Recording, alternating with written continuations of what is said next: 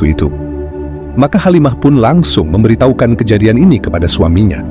Setelah melewati dialog yang panjang, mereka pun memutuskan untuk segera mengembalikan Rasulullah kepada ibunda beliau. Mereka nggak mau terjadi sesuatu kepada Rasulullah, makanya mereka langsung mengembalikan Rasulullah kepada ibundanya. Dan dari umur 4 tahun inilah Rasulullah SAW mulai tinggal bersama ibunda beliau, Aminah binti Wahab. Ketika Rasulullah berumur 6 tahun, Aminah sang ibu mengajak Rasulullah pergi ke Madinah untuk menziarahi makam ayahnya. Maka berangkatlah Aminah bersama Rasulullah ditemani oleh seorang budak milik Halimah yang bernama Ummu Aiman. Setelah menempuh perjalanan yang panjang, akhirnya mereka sampai di Madinah.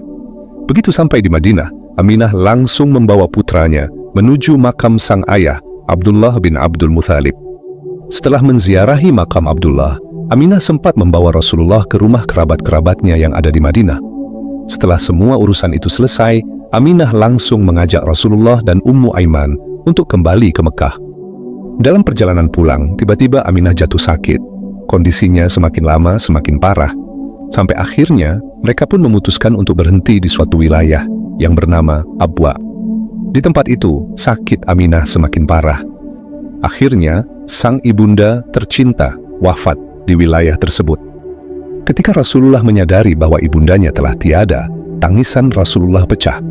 Suara pilu yang keluar dari bibir kecilnya seolah menunjukkan betapa dalam kesedihan yang sedang beliau rasakan. Baru saja Rasulullah menziarahi makam sang ayah, kini beliau sudah dihadapkan dengan proses pemakaman sang ibu.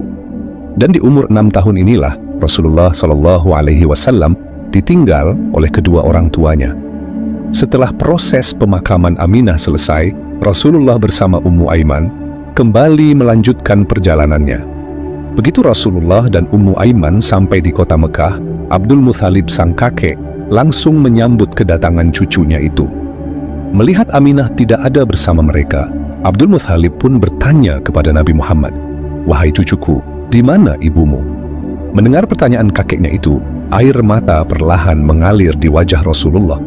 Dengan suara yang terbata-bata, Rasulullah menjelaskan, ibunda telah wafat dan beliau telah dikuburkan di wilayah Abwa. Abdul Muthalib yang mendengar jawaban itu langsung mendekap tubuh cucunya, lalu memeluknya dengan erat.